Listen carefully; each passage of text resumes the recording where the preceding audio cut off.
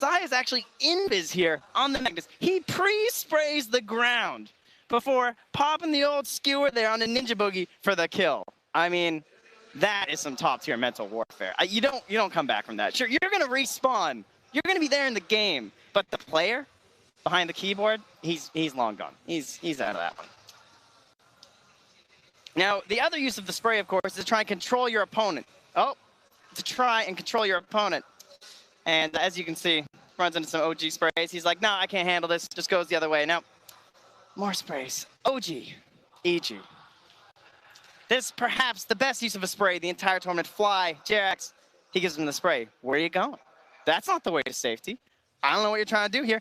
Ring around the rosy, all the way back. Jerax gives him the womp. He falls and dies upon the very spray he just planted. Oh, that's gross. And then even now, in the game you just watched, you have a loser spray down and a dig right on top. Thompson, he just keeps on winning, gets a player card back, and, well, they've also evolved past the spray. Of course, OG, you may have noticed, they've been changing their banners, profile pictures, top-tier stuff here, depending on their opponent. And versus EG, there was no choice but the famous no-tail face before a lovely block there from Jerax. Truly the master of the art of war.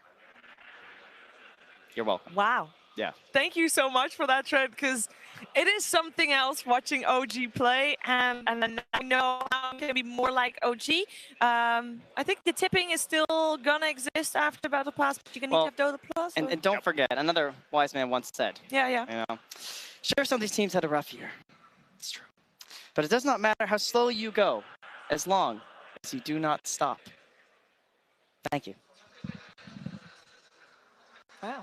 Thank you. Who said that? Oh, yeah, no, I'm curious. I feel like I just love all kinds of questions. I am ready to go into some pubs, and I'm ready to taunt some opponents and make them feel bad. Thank you, Trent.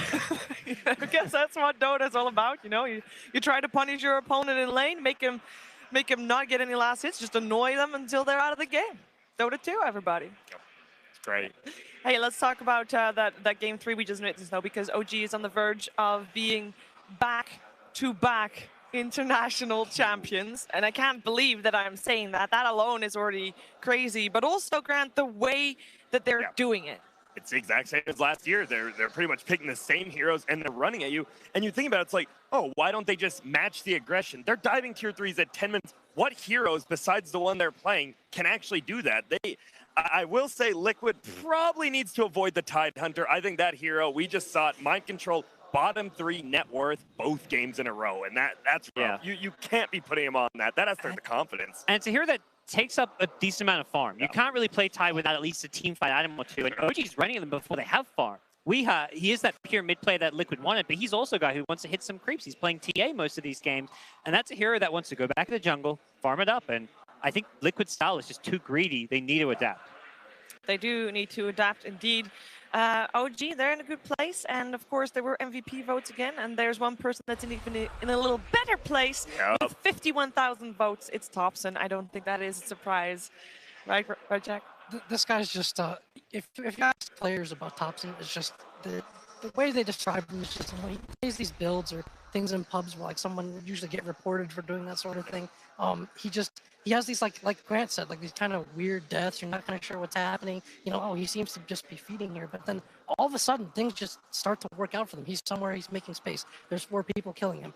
Anna's getting what he wants, and then it just somehow mystically works out. You're getting pulled all over the place when you play against OG. There's always someone like, you know, somewhere behind the creep wave, cutting it somewhere at your tier 2 or tier 3. Some games they're kind of content to sit back a little bit and then they just come back suddenly on high ground. Other games, like Grant said, they just kind of run at you as 4 and they're all over the place. And it's maddening, frankly, to think about and to plan against, especially because against Thompson has such a unique hero pool, such a unique understanding of the heroes that he plays. Some of these heroes we haven't seen anyone else even use in many rounds. I mean, the Zeus, right? Yeah, he can sit back, do some farm, you know, get those items up, or he can just play Monkey King and sit behind your tower at 10 minutes. He plays an assortment.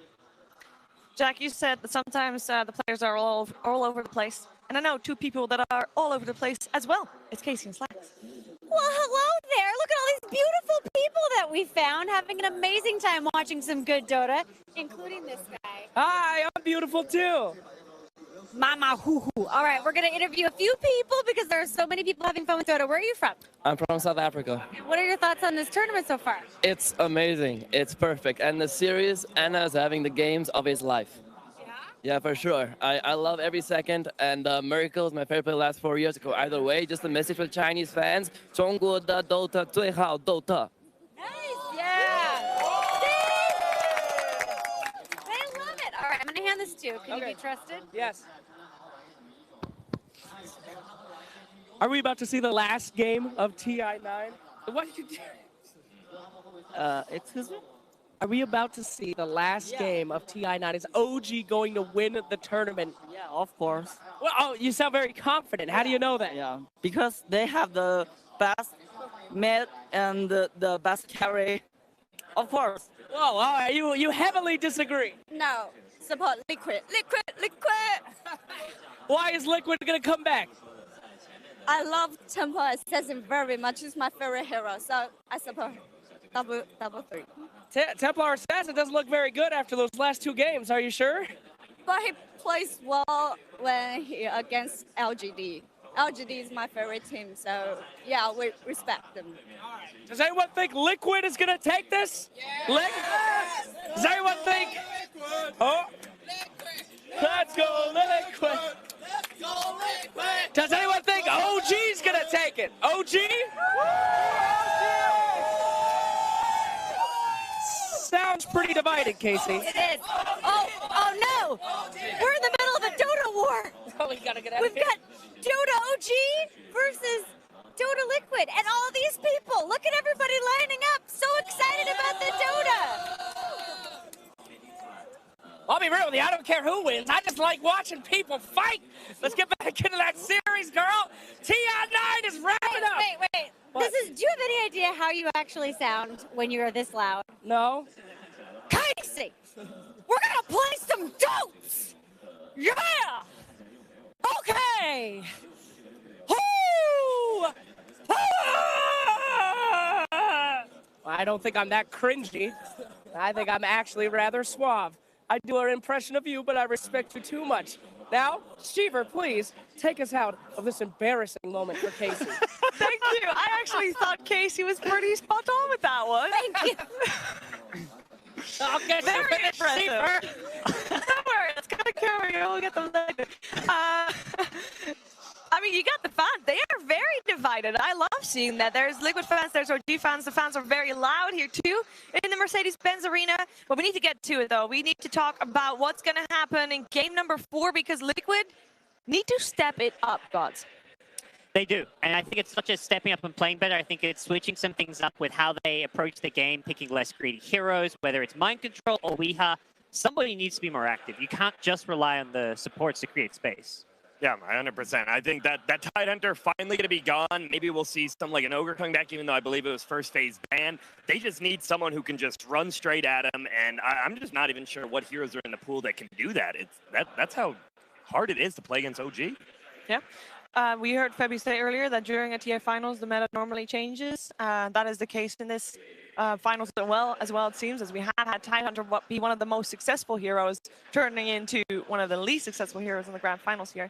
I'm very curious, because obviously the teams are getting 2 minutes, that would be very short, 10 minutes in between games to just reset and, talk about what they will change in the finals. Jack, you've been on the manager side of things for that. What is the team talking about? Are they talking Dota strats? Are they mentally preparing? What's happening in the backstage? I think you're just watching what's going on, and you're usually preparing kind of for. I would guess in a situation like this for both opponents, maybe they had their favorite on who was going to win, but there also isn't that much time to really drastically change things. So it's not like you can spend all that time just suddenly, dreaming up something new and trying to make it work. So I'm sure they had kind of a plan coming in. I'm sure they saw some of the heroes that were more popular from both teams that were being used in general, and maybe that's why you're seeing this Pugna or something else that they think works out. I'm also a little bit surprised by Liquid so far this series. Against LGD, they seem to want to play incredibly fast and really push the pace early on, and frankly, punished LGD at least in a few of those games, if not all of them successfully. But yet this series, they seem to have a bit of a different approach to that. So I'm not really sure why that is. But again, I don't think there's that much time either for Crow to go back to the drawing board and say against OG we got to do something entirely Yeah, different. you might just be stuck doing what you're doing and hope you just have a perfect game right. Because if you swap it up now, you might just make your players uncomfortable. Yeah, it is very difficult to swap your entire playstyle, and perhaps it's even better to just at least go out what you're more comfortable with. And speaking of going out, the players are about to go out of the backstage. I don't know if that works that way, but they're about to go in to the pods. A one-game lead for OG, and that means they are one game away from being back-to-back international champions. And that also means that Liquid is with their backs against the ropes. But guess what? They've been in this situation before. They ran all the way through the lower bracket.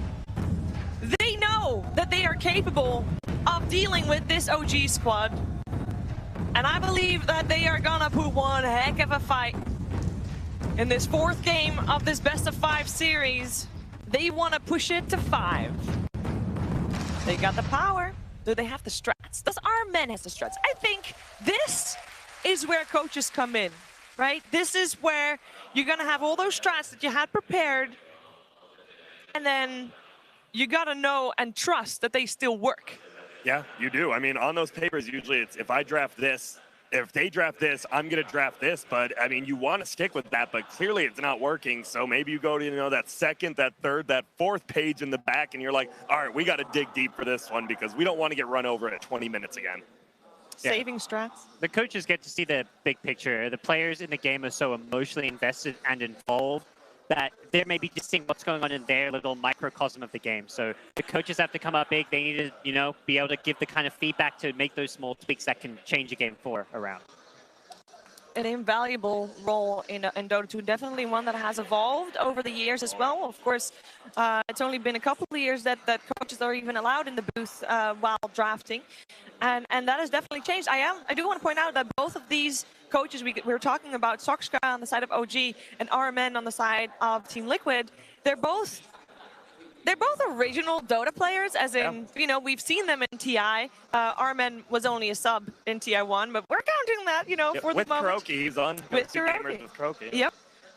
Soxka, of course, Soxka has played together with Seb 3.5 years of his career before he took a break to pursue other avenues. But both of these guys, they are fulfilling a sort of, it feels like a similar role. They're like the right hand of the captain. They're not sitting in the drafting seat as we see in Chinese teams. Yeah.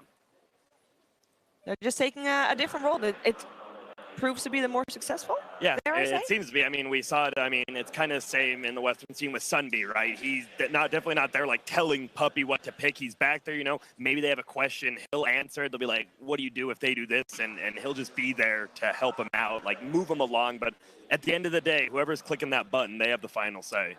Yeah, drafts have become, I think, a very, team effort too. Like you heard OG talk about their last TI Grand Finals in True Side as well as their documentary. A lot of it was just putting players on their comfort hero and letting them decide what hero they're going to be playing rather than a captain or drafter saying, you're playing this.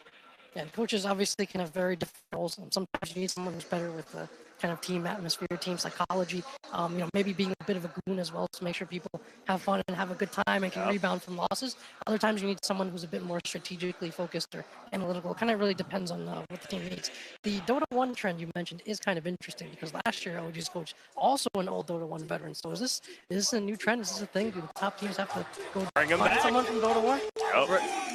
We're going to find out if we are going to have a 5th game to the series or if OG is going to be back-to-back champions right now. It is time for Game 4 of the Grand Finals of the International. OG versus Team Liquid. Grand Finals, Game 4. Game 4 beginning with the draft. I'm joined by Pilot and Gunner, but don't get too comfortable, all right? Pi, I got a question for you. If it was newbie grand finals and there was a lot of talk about coaches, if AUI is like, I'm gonna give another TA another go, yeah, what would you be your reaction? Are you gonna be like, all right, you're the coach, you know what's best, or are you gonna be like, dude, this TA is really not working out? I mean, I would at least give him a minute to explain. Okay. Like, I would hope he would have a reason, Like, and then I would listen to it, and then after that I would decide. But I would probably like, I would not want to do it. That's how I'm feeling like right now. I'm not in the finals or anything. I'm not drafting here, but I'm just not feeling that hero. Yeah, right and now. if we're trying to find symptoms of why Liquid are just getting obliterated in these past 2 games, it definitely seems like the Templar Assassin is not helping them. Yes. It just seems that it has too many bad matchups versus Tops's favorite heroes that like run you over. Because I can see the idea why they think it would be good. Like all these traps to make it hard to run in. But if you lose your lane that bad, and it's also like affects, like they're losing that lane and they're losing every other lane these past 2 games. And when you do that, like, I don't know, like, what do you do? It's just extremely hard to play. I think, like you said, it's really not good against Thompson's hero pool, right? Like, TA, Thompson's not like a standard mid laner, right? I don't think you see him as this, like, TA, S10, Storm, right? Yeah. You see him as this, like, Pugna, Monkey King, you know, Ember to an extent, right? Yeah. And then I guess Invoker, but even yeah, Invoker, that stuff like that. traditional, yeah. TA beats, like, all the standard heroes, so everyone's really used to playing against TA. And all his heroes are just good against TA. So it's like you said, he's just kind of used to, I'm pretty sure, just beating TA and TA. Yeah. And as we see the first phase bans, what's the new change? Elder Titan gets banned out, and guess what slips through? It's the IO. OG immediately snap it up. Yeah, they haven't lost, yeah? Pi, you were a victim of some Ana IO. What was that experience like? No, it's one of those, like, the game was, we're feeling pretty good. And then suddenly, like, when that hero hits his timing, like 15 with Ags, like, you're just dying. Like, you're just dying. And I think it's not very complicated to play for him. Like, they don't really care how he does in lane. Like, they want to do fine. But then he's just farming jungle. Like, that's all he does. And he has a very, like, he looks at a fight, right? And he's like, if I want to be there, I click the spell, and I'm there. If I don't want to be there, I'm just going to continue to farm. It's like having an alchemist combined with a specter in one hero. A little bit. Like, he doesn't farm that fast, but he farms, like, he doesn't farm that much slower than anyone else. Yeah. And he has insane timings. His timings are just, like, better for the gold he gets than most other carries. Yeah. His 15 Ags is, like, yeah, it's probably the best 15 timing, I think, in the game right now. Probably. No, if we're talking about our game, it was like the first pick ET, right? And I'm like, oh shit. The Wisp is in the pool. I'm like, oh my god, they're gonna pick Wisp. And like everything, like I had thought about, like everything just looked weak. Like everything just felt weak. And then like, yeah, but then you take a deep breath, you just go with whatever. And like, we can do this. And Liquid take a breath, and they go for the Chen, which did bring them success in their first game, and they take the Omni Knight, which OG had picked earlier. I'm a little surprised they didn't go for AA. I believe it's been banned out every gamer, because like because the Alchemist AA. Yeah, it's Alchemist. It's good versus, pretty good versus Shen, pretty good versus Omni Knights. I don't think OG will pick it here though. It's kind of awkward playing with a Wisp. They don't really have stuns either. Yeah. So I'm hoping Liquid have like, you know, their last pick, right? So they have like a lot of avenues opened up now. I hope. I'm a little scared right now of this Wisp because. Only a little. Yeah. Okay. So commonly. Wait, of this Wisp or for this Wisp? Of. Oh, okay. Because commonly you want like a hero that gets on top of this Wisp, right? Especially that 15 timing. He's scariest when his balls are max range. Yeah. Right. And he's able to like chase you, and then you get slowed. So if you get a little closer, he pulls him in a little, and he stays at this like max range basically. And neither of those heroes are full commit heroes, right? Right. The Omni can supplement like one if you have like Ember, say, right? He can go in with a Grace, and that's decent. But these two are more like you want to fight. They want you to fight into them, right? They want you to find this Chen and this Omni for a lot of heal. And I think that's playing the Wisp's game right now. This actually reminds me a bit. Liquid plays Secret, right?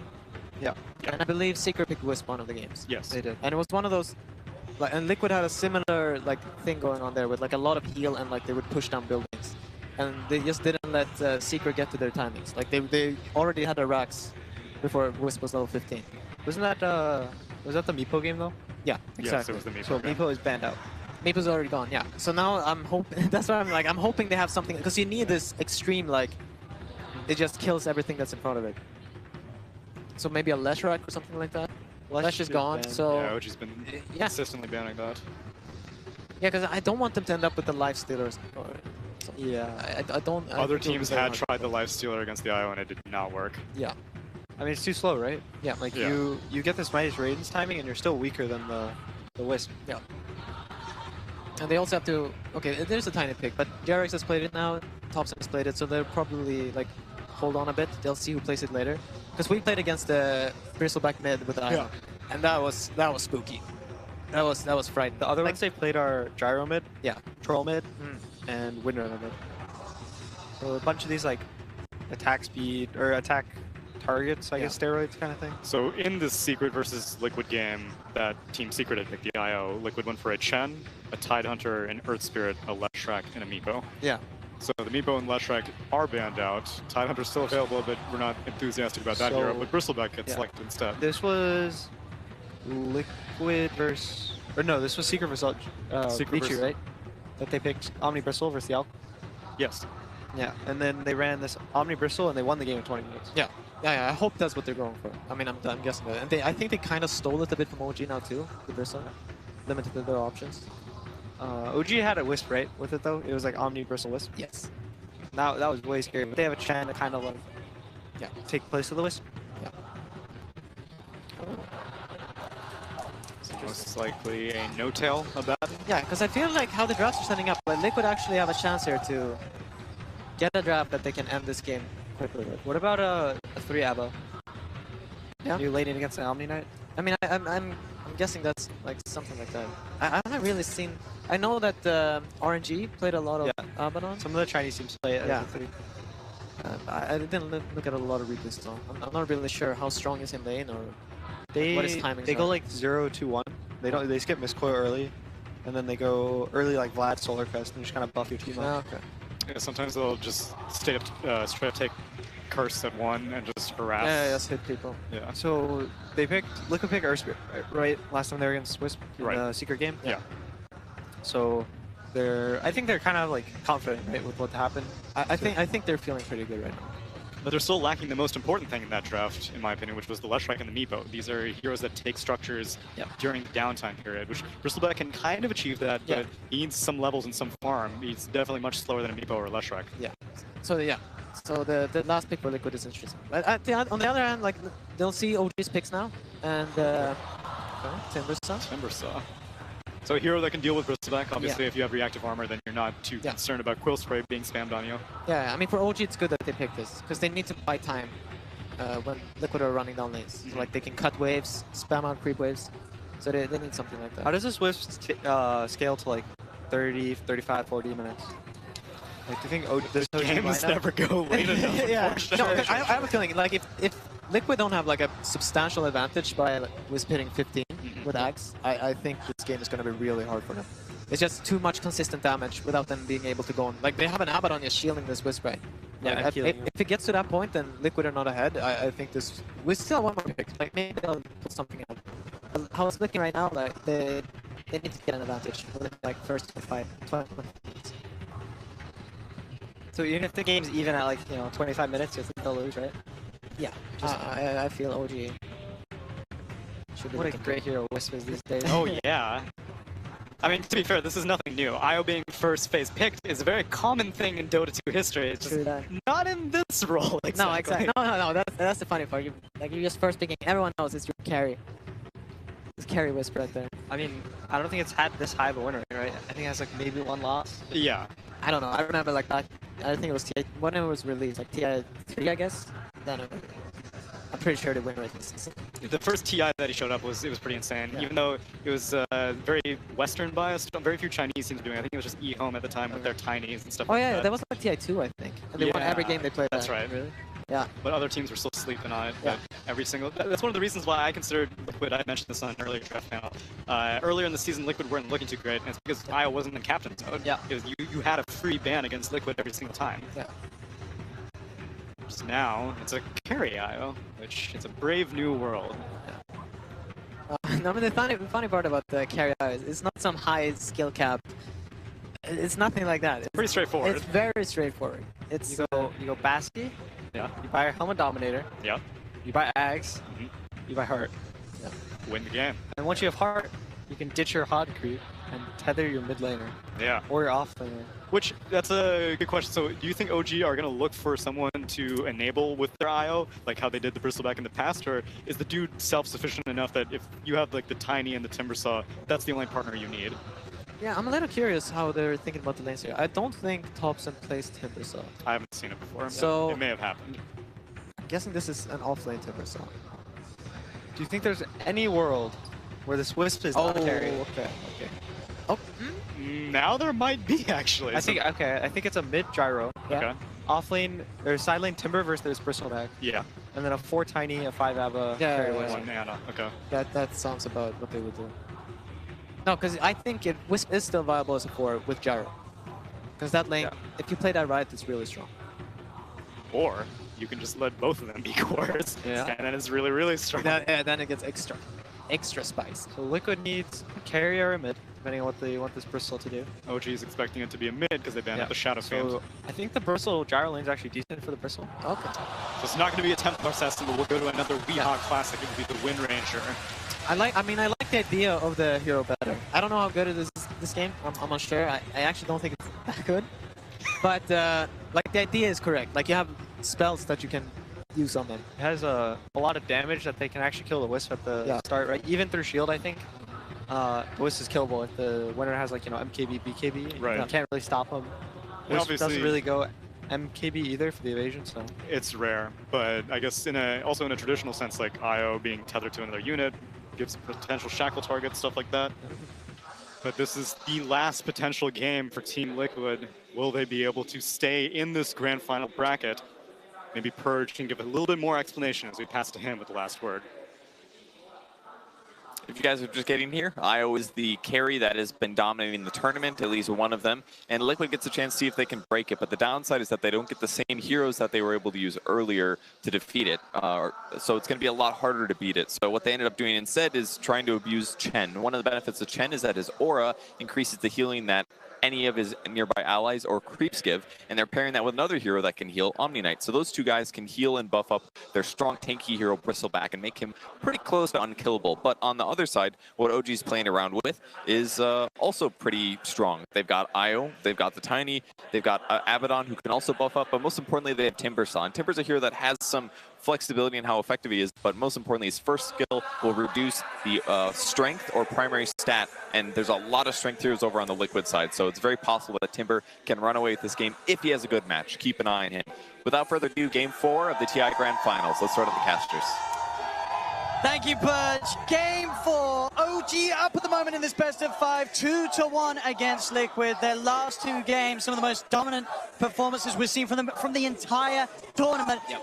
In this game 4, Liquid, they have had the chance to switch it up. We're not seeing the TA. We are going to be going back to the Weehawk Wind Ranger. It is something a little different. It's something we know he's good at, but is it good enough to beat the OG IO, Giannis? They've definitely looked to go for something that's more early game centric. The last two drafts, they went for the Tidehunter, the TA, and the Chug, or Tidehunter, TA, and Lifestealer. Very slow paced draft. This time, they get their Chen. They've been very good with the Chen, as we saw them also playing it earlier on today. They're very good at playing aggressive and making moves around the map, either with GH playing a Tusk or GH playing Ursper. I feel like I always see them having one of these two combos with that Chen to make those moves around. And Bristleback too. This is a very early paced hero, as we see the Goo as well as the Spray get picked up at 1 and 2, and you are pretty much the strongest hero on the map when you have that. And we see them immediately set up with an aggro tri-lane. They have a Headdress on Kuroki for that extra health regen, and they really want to put the pressure to shut down Ana on the IO. Let's see if they can do it. We saw some scary stats on the Ana IO loading into this game. He is 19-1 in the last 20 games he's played. And of course, here at TI, 5-0, no one has been able to beat him. Liquid are going to have to see if they can do it in their last chance here. So, this is the Goo that we're talking about, that really strong level 1. Well, they can actually go the dive, though. He has a shield available, and they actually can. He doesn't have a salve on himself this time around, though, like he did in the last two games. And also, I believe with the carry IO, not every single time, but they did have an Elder Titan with it most of the times. That's where I feel like it helps a lot when you're playing into aggro lanes, because you cannot aggro tri-lane into an Elder Titan most of the time. So this time it's going to be a Batten who's not nearly as strong as that ET. Oh, we'll see Liquid with that start, able to make sure that the creep wave meets underneath the tower so they can get them the creep equilibrium in their favor. Very interesting to watch some of these other lanes, see how Weehawk can get off to a start against the Thompson mid gyro. He should have a decent shot here, right, in this 1v1. Yeah, he should be able to. He has higher base damage. Yeah. The thing about Gyrocopter is you have this godly animation. One of the best animations in the game is absolutely instant on range shift, and you have missiles, and you have a Tiny who's going to constantly be throwing Weehawk back into the tower. That's a lot of hands there, and it all looks to add up. They drag him back. He's got the point in the wind run, looking for the body blocks. Jarex won't be able to quite get it entirely, but still able to get a good amount of damage done. Weehawk in mid. Has to be careful for that next toss back as Jerax is going to go for it again. Here's Jerax going deep behind the tower, seeing if he has the control. Up he goes with the toss. Thompson closing in. Wim runs back online. As Weeha can hold his distance, but OG already getting incredibly aggressive in this middle lane. It's the way they like to play with the Jerax on the Tiny. Just run around, shut down the mid laner. Doesn't matter what hero it is, you're going to be able to just throw him every single time he walks up for a toss. Weeha gets his full salve off.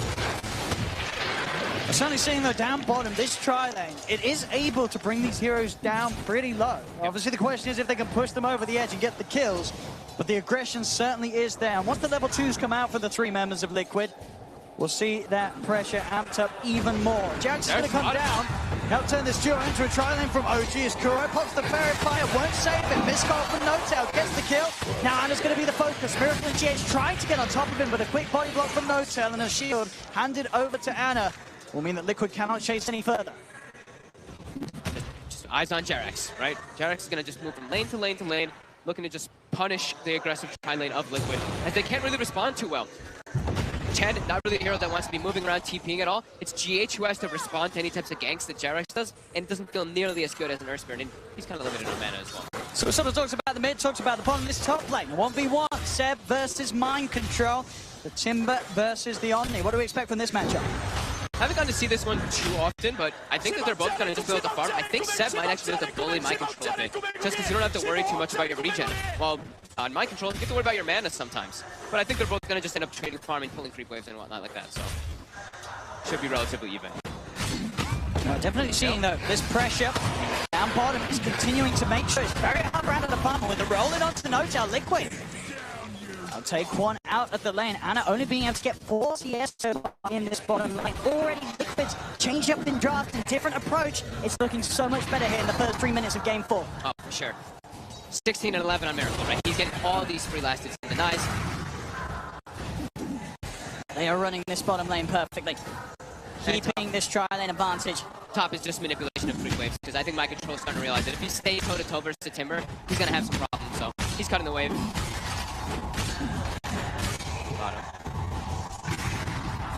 Jerax is running over toward the area. He's only level 1 though, so still not having that stun available for the Tiny just yet to go for those toss back into the tower and stun plays. And it looks like they will be constantly burning the mana of No-Tail with this Satyr Mind Stealer that is keeping him very low on mana.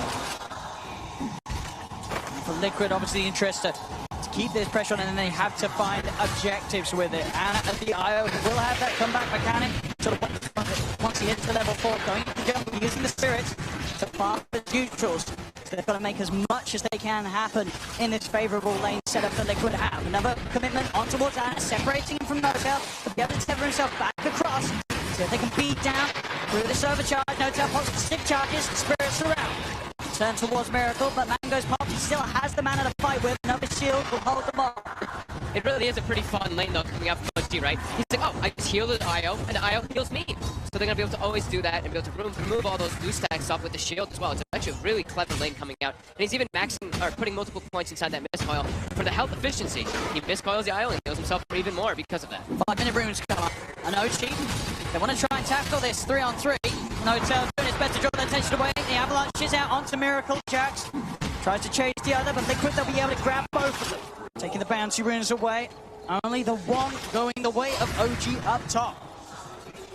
Liquid continuing with like this different approach to the lanes is certainly the answer they've been looking for. They're not killing them though. They've only killed No-Tail once because of how many stick charges they're getting fed down here. The Bristleback just constantly spamming the Quill, spamming the Goo. Everyone's sitting at like 10 stick charges every time they try to make an aggressive move. Now Miracle is up a bit far here. Jerax is going to be able to make sure that Miracle cannot make the smooth run up towards the top. Never shields out for No-Tail. He may be low, but he's more than safe. Jerax with the toss-up. GH pops the stick charges. He's trying to escape. No-Tail keeping on top of him. That Aphotic Shield's going to pop soon. It may not even need to. GH is running. One more right click or a miscall out. That'll do it. The shield pops. They get the kill. Anna does fall though. Liquid getting the trade. Nice. And he actually did not pop his magic one there. A bit too much damage coming out. I think the Alpha Wolf and the right click from the Chen caught him off guard how much it actually was there. But mid is the big one. These rotations from Jerax from earlier, Thompson has over a full level advantage onto Weeha. He's struggling. 34-13 to the 19 for his animation. rotation and just getting that extra rage fan early. Coming into play now. Roll up for GH, but a great toss from Jax keeps Anna on top of the Earth Spirit. Spirits are out though, so the damage looks like it may not be there unless they can keep the vision, and they can. Tossed instinct charge pop though. GH has got Miracle by his side. They won't be able to dive for him, and Liquid keep them all alive. So they've done a good job bottom of making sure the Miracle Spark tossing it up, getting aggressive top onto mind control. Should be able to chase this one better. The counter out of mana. They pop the Shrine for some mana for the Timber, but mind control will be fine. Liquid being forced to use their bottom Shrine too. The one thing that they're doing, they were putting pressure on and they were getting good farm, but the sustain that's actually coming out from this bottom lane is just too much for them right here. As Ana is starting to get this farm built up to those 20 last hits. The mid lane seems to be the focus for Liquid. They've left Miracle alone. They're trying to collapse in onto Thompson. Thompson, he gets the cooldown off, but the Hellbear smashes in with the clap. Liquid making these moves around Kuro and his army. Getting the pressure on, catching out Thompson mid. Got to keep this tempo up. They're starting to really show that they have within them what OG's been bringing in the first 7 minutes of the last 2 games. They can match this tempo. And look at Miracle, but down bottom, they've been pulling away these 2 heroes, even though they do have all their one charges built up. Now it's up to 17 as well. He is pushing them away from the creep wave. That double sustain though coming into play. Back to Mold's mid, another collapse there from Liquid as they look to dive in on Jarek to get the kill. Thompson's going to look to try and turn, keep himself on top of Kuro. He has his army ready to tank some of the damage. Thompson is not going to be able to get this kill, but looks a bit. Another one charge from Kuro keeps him back alive. The cooldown will be dropped, but Liquid, they can get themselves out of range of it. They have so much damage in the lane right now from Liquid. With Weehawk rushing that Javelin build, he's able to actually punch back onto Thompson pretty hard there every time he does commit forward for a kill. Gives a lot of time to Seb though, as they made that 4-man rotation earlier. Now he's only up to level 8. He's got the max reactive armor. Same to be said though for mind control. We're seeing pretty much continuation of even farm between these off-laners. Yep. They're both getting exactly the same amount out of this top half of the map. And so far, no one else has been interested in coming over and getting involved. Now that will change. DH and Kuroki, they're looking towards Seb. Gonna bring in Weehawk as well. Weehawk, the focus fire. Have they got the control? There's the rolling with the stuns. Jackal shot follow up for Weehawk. Along with the power shot, will do it. Liquid making the maneuvers to put Seb's happy little time on that top lane to an end. Great use of the Divine Favor there from Kuroki to bring Weehawk around freely and saving his TP, so he can continue to move around the map if he has to respond to anything else. Very nice aggressive move, and that's the Javelin coming into play. It's magical damage. It's 100 magical damage. Use that both fire versus Timber. Who cares if he has 25 reactive armor stats?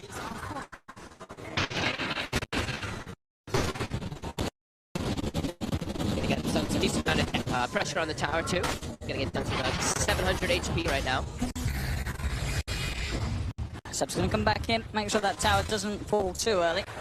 GH is already moving his way toward top.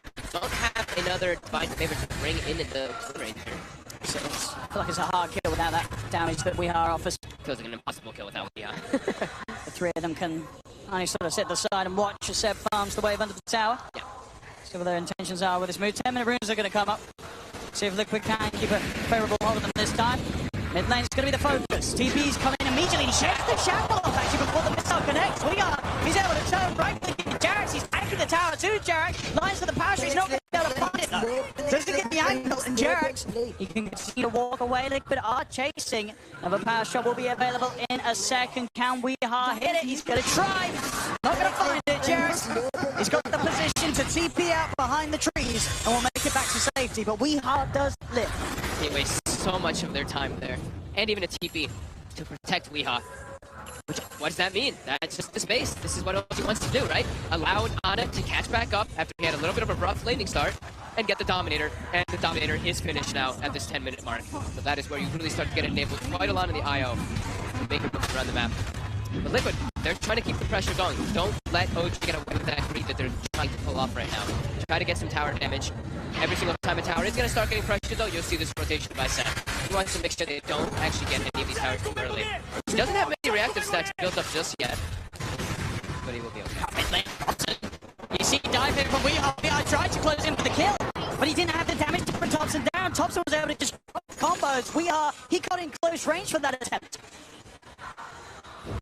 You gotta be careful as well. Ana, he's jungling in the area, so he can just easily tether top. I don't know if he actually did the overcharge there at the end of it, but he can easily tether in it. You get a little bit of extra HP regen that comes into play. See for Jerax. Jerax again. Landing with the magnetized TPs will now start to come into play. Thompson's here. Jerax still alive. They're trying their best to hunt him down through the trees. He'll be able to toss back the Helmet Smasher. Rockets dropped to keep the magnetized going. They'll get the kill on Jerax. If they can find anything in return, G Thompson, he's on top of Kuroki. GH, we are trying to gang. They're surrounding Thompson with a device. We are in Liquid. They're going to be able to get both of them. Kuroki making these moves across the map, bringing in the team when required. Kuro, he's 3, 1, and 4. Every single one of these 7 kills has been down to Kuro and his map movements. And his aggressive plays. They're not expecting these recalls. They're not expecting these divine favors at all. Every single time he's been able to set it up. And he's almost got a mech finished up on this Chen so early on. It's going to be a lot of burst here. And like the draft panel mentioned, you look at Liquid draft, and they're really trying to set the tempo. They're trying to be aggressive, get early towers down with his Chen, with his bristleback, and try to get an early roast and get that big advantage. To take advantage of carry high, you have to try to take advantage of it somehow. They're waiting down the high ground and immediately burst through the Aphotic Shield. N0tail, he's trying to run. The Smasher's after him. N0tail's got the backup of Ana. Mind Control's going to head in. Liquid, they're diving on forward. GH will be kept safe by the Heavenly Grace. Kuro, head a little too far. This time will be surrounded. 4 of them take down Kuro, put an end to his reign across the map. As OG responding in their numbers now in that middle lane, they want to let Liquid get. So OG has a very strong way to fight, even in the early game. Even if they do have the IO pick, it's what it provides you, especially if Gyro is all about that early fight, sticking with Tiny. And even Tirsoff, but Sab right now, we know he doesn't really want to show up except for the tower defenses. And he's also going to be matching that Chen, who's going to be a early mech. It's actually going to be a mech Tirsoff since they have IO. So this amount of sustain that could come out from OG pretty soon is going to be pretty hard for Liquid to deal with this. Sab, he actually jumps forward for GH. He goes deep. Weir's going to turn with the focus right. Seb, of course, has got the max reactive armor. Thanks to that, Shackle won't lag. Seb, continue to back off. Chains out, back over the river. He's fine. Liquid will try and turn towards Thompson, but they cannot dive up to the high ground. Seb, holding them back. 5 Liquid heroes in the mid lane. Trying to brawl again at the same time as last game. It's 13 minutes in, and there's 9 heroes or 8 heroes positioned around this area. They want to go for N0tail, but he's got ulti. Miracle's going to continue to chase this. Uncontentious, they will get it. Seb is trying to turn. The missile is out on a Kuro. Does Seb have the burst? Not quite. Magnetizes out. Seb has to retreat. Shackle does lash Liquid. They've got the lockdown. They've got the roll forward. The kickback. They'll crush him. It's Liquid. They're diving again. They got a bit of a flavor of how OG was playing in these last 2 games in this, and we can do it too.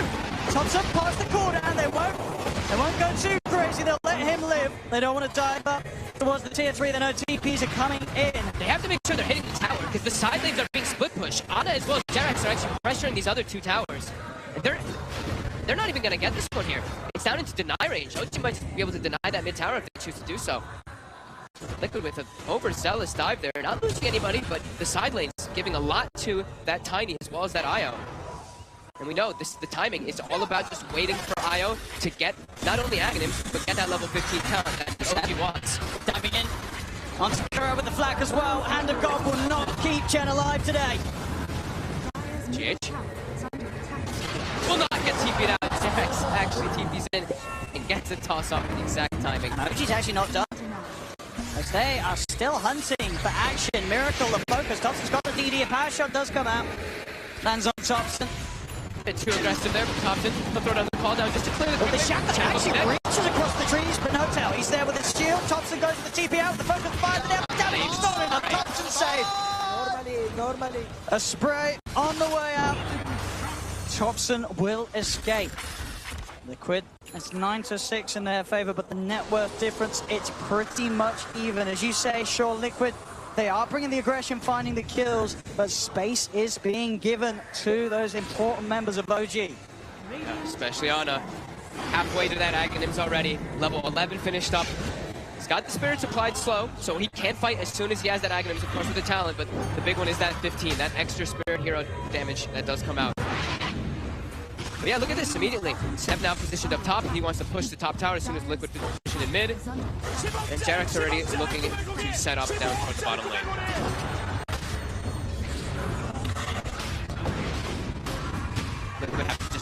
course. Have to get some type of map advantage here.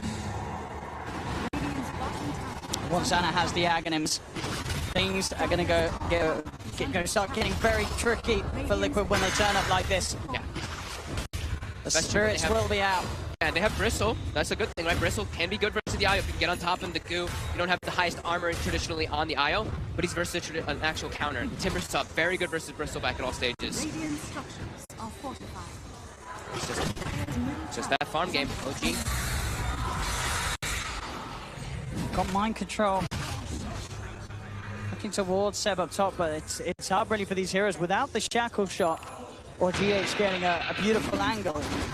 It's very hard for them to kill Seb. It's very hard for them to kill pretty much anybody if they don't have Weehaw. If they can catch some of the supports and the running around by themselves, they can maybe pick them up, but they really need Weehaw for the damage. The rest of them do not really provide that at this point of the game versus what they're against. Magnetize can be good, but there's a lot of ways that they can deal with it. Not only with the tankiness of how they are, but also there's an advantage when you just remove it a lot of the times.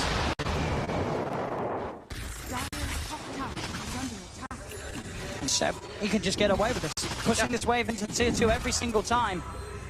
Knowing that, sure, if Liquid do come for him, it's going to be so many of their resources that it's probably going to be worth it for OG to have Seb positioned that aggressively and for him to draw that much attention towards him. Thompson's getting space, Anna's getting space. Look at that build by Thompson.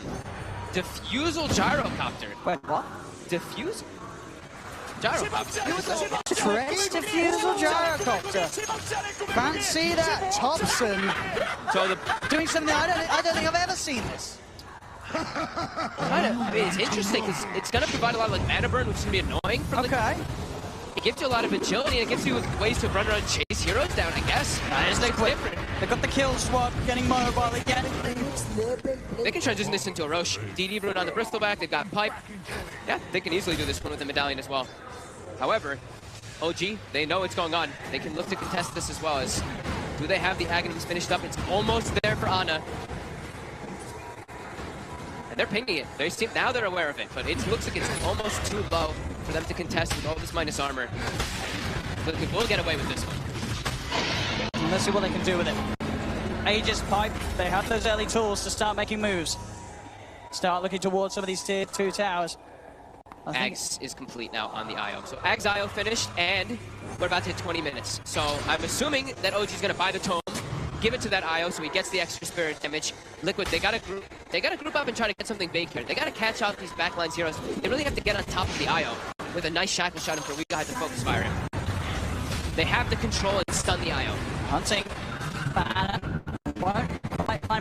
You're thinking about it. It's a few, but I see what you mean. It does make sense, right? There is. You look at what Miracle and Mind Control in particular. They're dependent on their mana. And they're dependent on the fights being tried. Right? Yeah. They revel in situations where the fight continues. And sure, they can't kill them quickly necessarily, OG. But Thompson, he can, but he's going to take their mana away, and they're going to be essentially sort of these useless, tanky targets on the front that OG can then ignore and look for the more volatile kills. And he's acting as this like super frontliner. And Bristleback is a hero that if you don't have mana, you don't have damage. So if he's just going to be burning the Bristle, I can see it. I can see it. And he's super farmed, and look how tanky he is. 2,000 HP on the gyro. There's going to be an MKB finish now for Weehaw. So his damage is going to be very high as Seb's getting slowed down. He's got greaves available, but he's getting burst. I mean, they're bringing it low. He's got the shield. Now they'll be able to turn. Cooldowns dropped down by Thompson. And here we have it. Miracle. His mana's gone. He's able to pop the stick, get it a fair bit of it back. He's able to head back in, pushing OG back behind the racks. They're getting a good amount of damage onto this tier 3 tower. They quit. They push up. On IO. That spirit hero damage is there now. Ana gonna join the fight finally. There we have it. Miracle's mana. It's pretty much entirely gone by Thompson's focus. He'll look for what GH is. He can't get out. There's no mana. GH. He's dead. And now OG. They have that numbers advantage for this defense. They'll try and change the ball. Thompson. The Rocket Barrage brings Miracle down. And the Shackle turn around and looking for Jarek. Jarek's backing away. Thompson focusing Miracle. Miracle's still out of mana because of this diffusion. Jarek. He's able to cover. The GA is out. Weehaw will fall though. The magic damage is there for Thompson. Miracle's trying to run. Another stick shot pop, but Jarek can shut him off. In fact, Jarek, he's ready to try and look for more potentially. There's only the once. They go for the back line. Thompson, he's on top of Kuro. Another cooldown's there. The toss back into the combo. Jarek has the control. They're all getting picked apart as Mind Control falls. Miracle is surrounded. And they're all able to get this as well. OG, they will hold even taunting him. They toss him to the dragon. Holy crap. Thompson, the defusal. The defusal is absolutely working. He burns all their mana. But I don't think anyone would have expected to see Gyro, the deciding game. The defusal blade Gyro, it is perfect. Look at his for this point of the match. He just did an insane amount of damage, front lines the entire time, and then Ana just has free reign to get all that spirit hero damage, and it's back completely the other way, and it feels like the control is just gone. What do you do? When your mana's gone, what do you do? Oh my god. OG starting to take over the game completely here. Showing new ways to play the game at this incredibly late moment in the tournament. And now Thompson has an Aghanim as well, so not only is his regular hits going to be proccing that... yeah, he's going to be burning a lot of mana. And then just moving into the base now, OG. They're pushing in. Flag starts to force Liquid back. They'll focus Miracle. Miracle, he'll get himself out and away. The missile is out. They're trying to put the heals to save him, but Miracle's dead. Too much damage. Jackson's in with the combo. They'll bring down GH. GH has buyback. He'll buy back immediately. Weehar's going to be back up in 5. Fortification is popped, but OG, they're not going away. They're too healthy. They still have Greaves available for Seb as well this whole time. They're pretty... No-tail's kind of low, but once they pop those Greaves, everyone's going to be topped off. The tier 3's going down. 22 minutes again, and in a match where it looked like Liquid had the pace to maybe bring something different, but we're back to the same place that we were in Game 2 and Game 3. There's no stones for GH. He can't contribute anything. There's no magnetize either. They're just taking this rack. It's gone. They cannot get close to hold this. As OG, we'll see what the plan is next. They'll back off. They're happy with that. Why not? They can back up, clean up shrines, but I think if Liquid chases out, OG can help to look at the fight. They have no cooldowns that they're waiting on. Everything is available for them. And they're just so farmed right now at this point in the game that Liquid, they're walking out together, but like I was mentioning before, there's one stone on GH, and that is it. So his teamfight potential, and he's pretty much the only team fighter on the side of Liquid right now, is just not there. I know he's ready to get back and again. Jackson with the wrap around the combo. Now that's mind control. The cooldowns get Liquid out to back off. Again, mind control's mana pretty much got. He's able to pop the stick, get the GA off at least. Can they fight for the duration of it though? They're getting towards Seb. Real support. Sends back pretty much up to 4. Jackson with another combo onto We Are stand up. We Are dead. Miracle's the unit focus. The missile follows through. OG pushing Liquid back to the base. Mind control out of Thompson with his diffuser blade, picking them apart. Roll 4 for GH for Seb. Cuts him down. Double kill. They're pushing on OG. Liquid getting forced back to the base as Liquid have nothing. They have nothing to offer folks. They're just getting, look at this, they're not found in TI. They might throw the end of that as well. They're gonna get him, they're chasing Miracle as well. Oh my god. I can't believe this. I can't believe what we're seeing in this game for OG.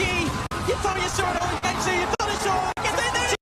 It's gone. OG are your 2-time TI champions. They've done it, folks. And in what a fashion. These last 3 games didn't even seem close. Liquid, they had something going for themselves, but then they hit the brick wall. OG is the best team in the world. They're on a completely different level. No question. They are so far ahead of anybody else that plays this game for a living. Game 2, 3, and 4 were absolutely ridiculous. The showing was magical from OG. They just seem to know exactly what to do with whatever trap they're giving. It doesn't matter. They have so many different traps, so many different play styles. They can execute all of them. Liquid seemed like they stood no chance after that first game. And they've earned their money. $15 million, just over it, in fact. Going the way of OG for this victory, on top of the $11 million they won last year. Unbelievable performance by them, and in such style. Busting out the carry IO in the final game, having a Timber so that they haven't played too much at all either. These guys can play anything. They absolutely can. Innovators, magicians, bringing something new to the game, and when it counts the most in the grand finals. Game 1 was shaky, we had a bit of fun. Game 2, 3, and 4, they played their hearts out for every single minute of the matches. OG, the best team of all time, and with this, their second TI win. And not just the second TI win, but the second back-to-back. They do it 2 years in a row. There is no question that we are witnessing the best team of all time. I'm at a loss of words from the way that they played this. It was just an absolute beatdown. They just they're just way too good at Dota. And this sort of accomplishment, the first team to do it, 2 times back-to-back, the thing that so many TI winners in the past have dreamt of. Winning 1 TI, of course, is fabulous, but to do 2, that was always the goal for all of our previous champions. And here, in 2019, the International 2019, OG are the ones to do it first. The 2-time TI champions, OG, ladies and gentlemen.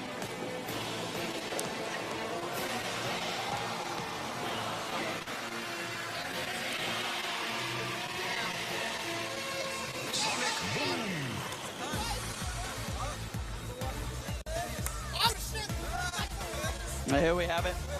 The team, I believe, preparing to lift up what is rightfully theirs for the 2nd time in a row. There he is, Seb himself, leading the crew up to the podium.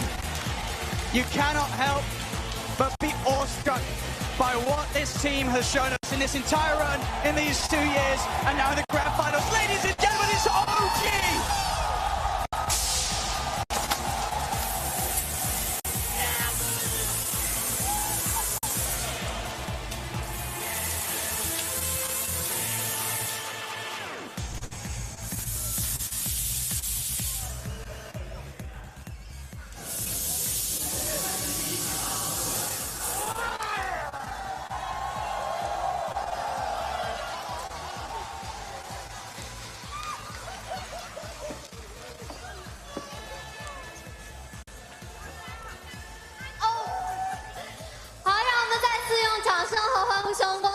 恭喜OG再次获得 TI 的冠军，夺得2019年国际邀请赛的冠军。来，让我们问一下 Dota 好吧？哇，他们非常的开心，和家人在庆祝自己这一刻的兴奋。OK， Notel。OK， so 那我相信在这一刻，他们作为卫冕冠军，并且再次夺得 TI 冠军，一定有很多话想说。那我们先来问一下，队长 Notal 现在有什么话想对他们的粉丝和对 Dota 2的粉丝们讲的吧？来，有请我们的翻译 Josh。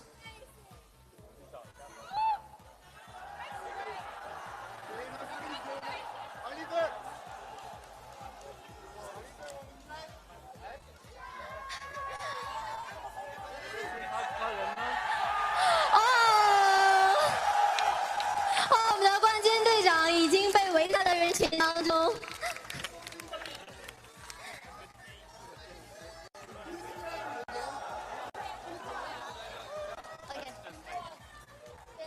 Here, I got him. Notel.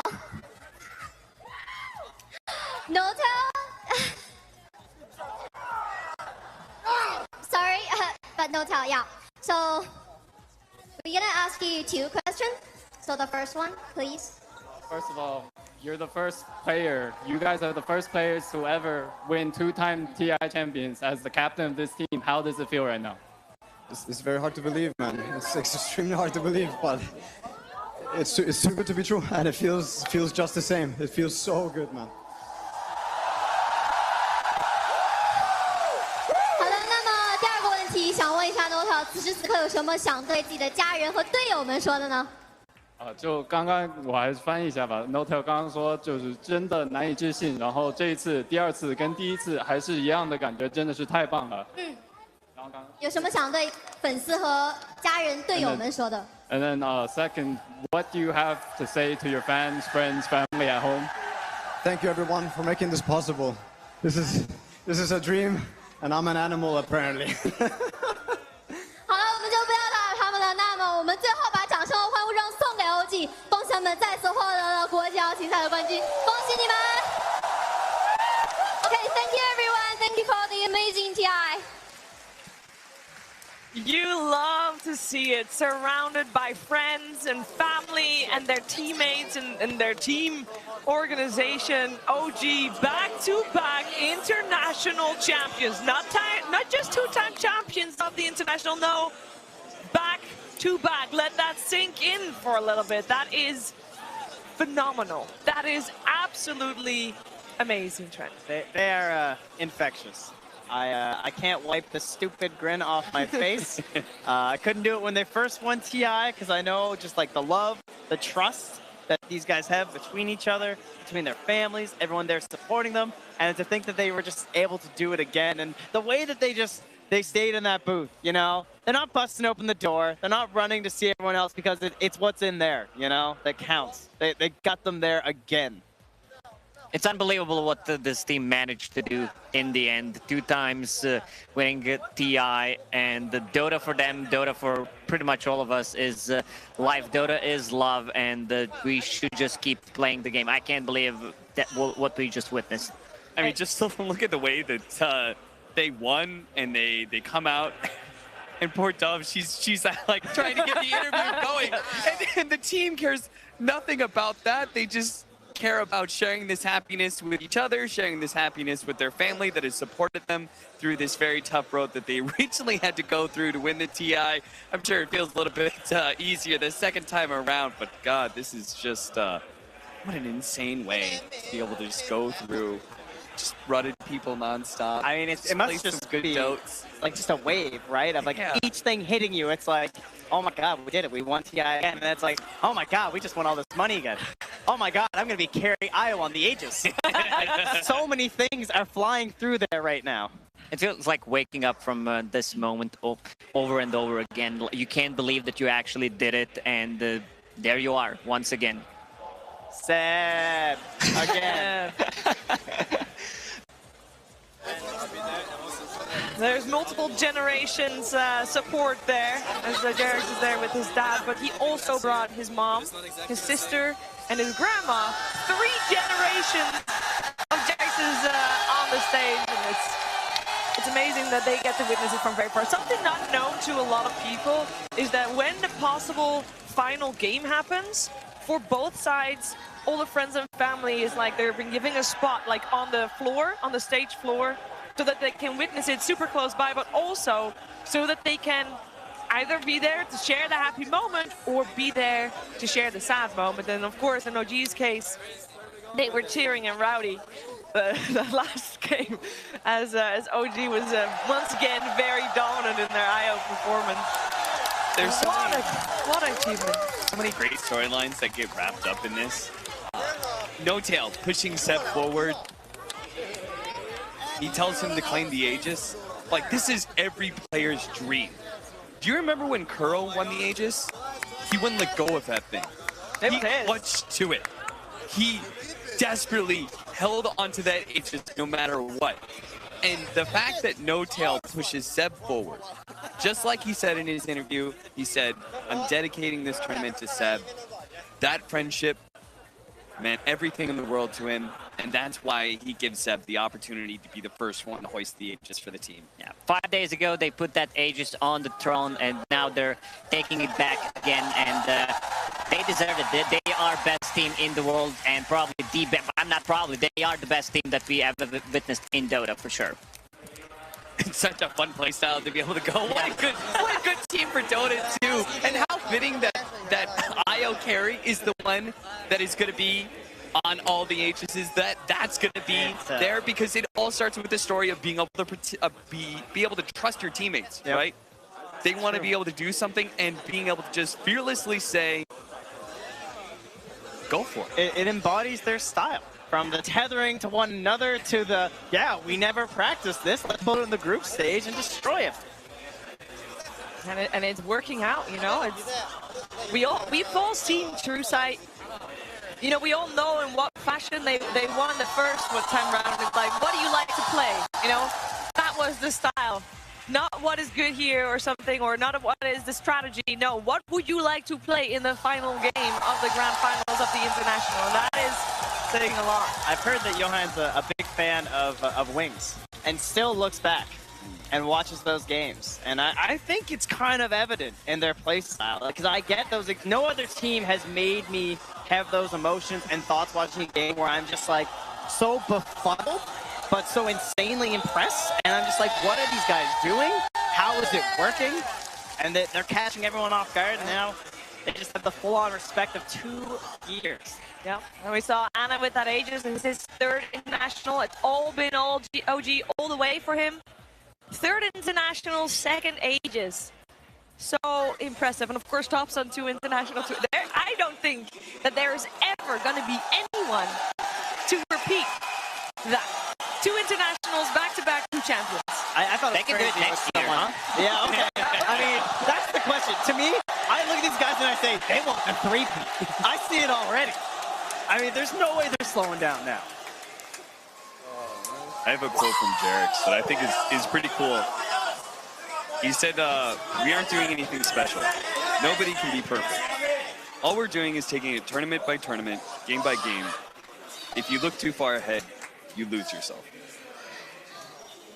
Well, he's wrong. They are perfect. This is perfect. This is special. This is something else, man. I mean, I asked before the series, before the grand finals, you know, all internationals have something that you remember it by. Something's good, something's bad. But in this case, back-to-back, double-time international champions, that's a crazy story on itself. And it was a pure dominance by OG, without a doubt. They could have taken this 3-0 easily. It looked like they had game number 1 even in the bag. And, I mean, they deserve the clap. Yeah. They really did. Hello, guys. Hello. Hey, what an international, huh? It's the end of an era. We will now look at Dota 2 as before OG and after OG. TI9 was it's a defining moment in our game's history that after so many years, we finally not only had a consecutive winner, but the first successful defense of the Aegis. Yeah, I mean, there's not much to say. They are just that good. It's an honor to watch them play. Like, they're just changing how Dota is and how people are going to see Dota. Like, it is that fun game. You can play it with your friends, and hey, maybe you end up winning the Aegis sometime. Probably not, but OG did it, and it's amazing to watch him do that. They keep the dream alive. All the curses are broken now, right? No more East-West Aegis. But now no there's more a two-time champion. new curse. Can the East win? Is OG ever gonna let go of that Aegis, Purge? Maybe. It's possible. I mean, they had a mediocre year, was one thing. Still ended up winning TI. I just love the pattern change, or the pattern similarities. They were dominant during the major series. They never won a TI. They won a TI, and now they win a second TI. It's like they've just solidified themselves. We used to have discussions, are they the best team of all time? You just can't doubt it anymore. They had a crazy period of dominance at multiple points now for multiple years. They really did, and you know, when we look back, we see a back-to-back champion. When Slacks look back, he says, "Win rate or lost," right? Slacks. Hey guys, I'm sorry. You know what? I'm a little taken with emotion right now. Seeing that Aegis be off the stand, seeing TI9 come to a close. Casey, it's been an incredible year. It's been so fantastic, and this is reminding me why Dota is so amazing. It's about family and friendships and community and the whole freaking world coming together and watching an amazing game being played. So Absolutely. I mean, it is not hard for me to say. I believe we have the greatest game in the world, the greatest community in the world, and all year long it's been building up to this, another international. Guys, it's about them. But really, it's about you at home watching every single year and supporting this fantastic game. So, from the bottom of me and Casey's hearts, I know we want to say thank you for always supporting and making these dreams possible. Because I'm not sure anyone's ever going to do that dream again, girl. That's so sweet. And thank you. You're so fun to work with. We give each other a lot of scruff, but we have a great time. So, with all that sappy stuff out of the way, let's go make it a Betty Angel. Yay! I almost thought, wow, Slacks is being serious, and it's so nice and sweet. Mike Slacks. Bye! See you at TI10. See you at TI10. Thank you, guys. You've been amazing, as always. It's time to close this chapter of Dota 2. Time to close the International 2019. I wanna hear some final closing thoughts from you guys. Trent?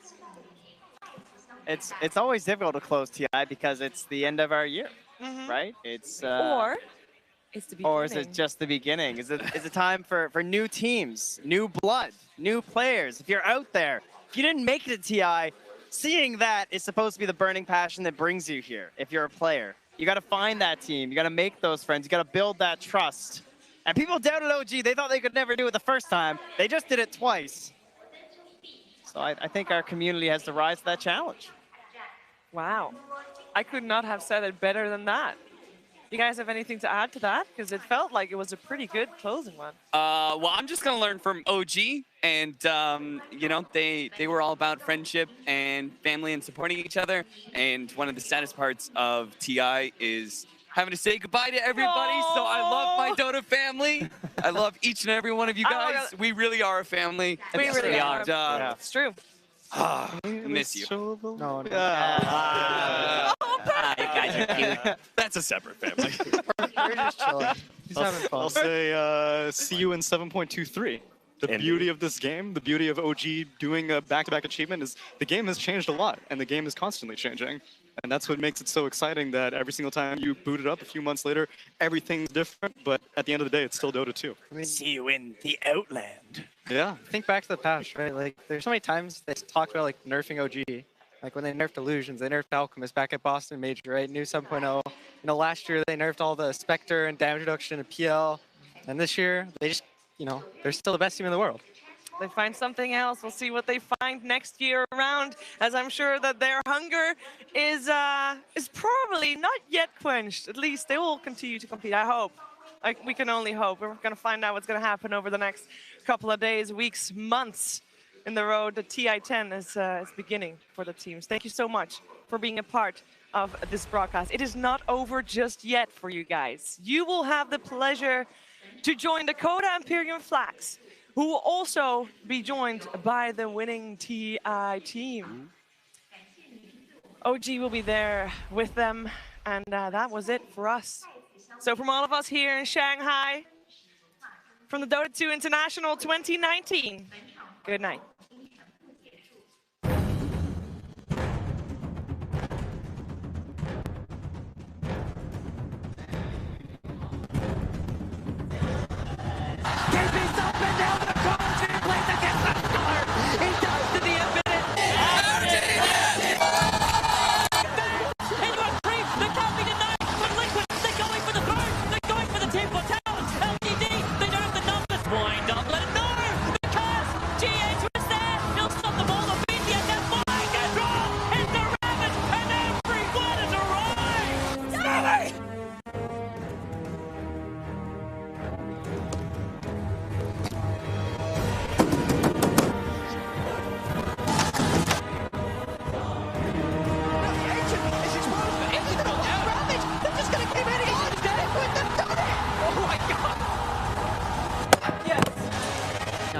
It does. Like that dude. Look at this, they're diving